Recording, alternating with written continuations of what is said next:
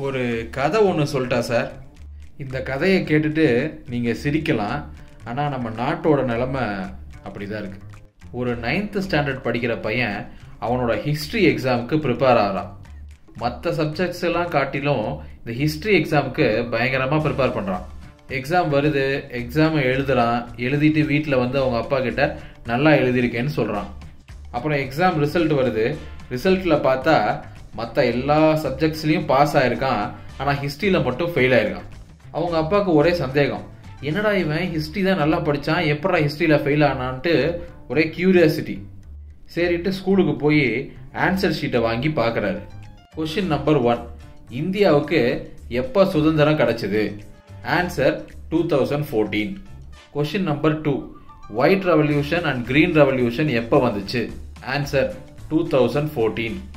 Question number 3, இந்தியாவுக்கு முதல் aviation service எப்போ வந்துச்சு? ஆன்சர் 2014.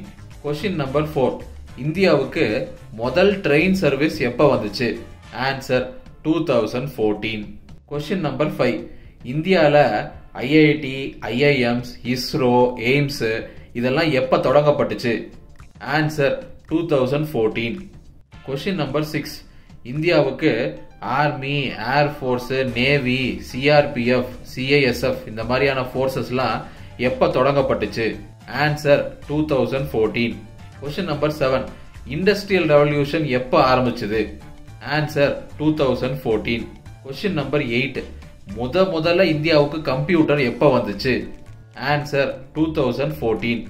இதை பார்த்த உடனே அவங்க அப்பாவுக்கு பயங்கர கோபம். அப்படியே கோபமா வீட்டுக்கு வந்து அந்த பையனை பார்த்து, ஏண்டா முட்டாள், எந்த கேள்வி கேட்டாலும் 2014 2014 2014 எழுதி வச்சிருக்கியே, ஒழுங்கா தான் படிச்சியா என்ன அப்படின்னு கேட்கறாரு. அவன் திருப்பி அவங்க அப்பாவை பார்த்து, எல்லாத்துக்கும் நீங்க தான்ப்பா காரணம்ட்டு நம்ம ஜெயம் ரவி சந்தோஷ் சுப்பிரமணியம் படத்துல சொல்ற மாதிரி சொல்றான். அவங்க அப்பாவுக்கு ஒரே ஆச்சரியம், அதிர்ச்சி. அந்த அதிர்ச்சியில, டேய் நான் என்னடா பண்ணேன்னு கேட்கறாரு. நீ தானப்பா 1947 இருந்து 70 வருஷமா இந்தியாவில் ஒண்ணுமே நடக்கல, எல்லாமே நம்ம மோடிஜி பிரைம் மினிஸ்டர் ஆனதுக்கு அப்புறம் தான் நடந்துச்சுன்னு சொன்னேன். அதனாலதான் எல்லா கேள்விக்கும் நான் 2014 ஆன்சர் எழுதினேன். அப்பதானே மோடிஜி பிரைம் மினிஸ்டர் ஆனாரு. நான் புக்கை விட உன்னோட பேச்சை தான் நம்பியிருக்கேன், ஆனா நீ என்கிட்ட பொய் சொல்லியிருக்க அப்படின்னு அவங்க அப்பாவை பார்த்து கேட்கறான். அவங்க அப்பா அப்படியே என்ன சொல்றதுனே தெரியாம ஸ்டன் ஆகி நிக்கிறாரு. மாரல் ஆஃப் த ஸ்டோரி, சங்கிகளாக இருக்கிற அப்பாக்களுக்கு மட்டும்தான் தெரியும் தாங்கள் சுடுவது வடைகள் என்று.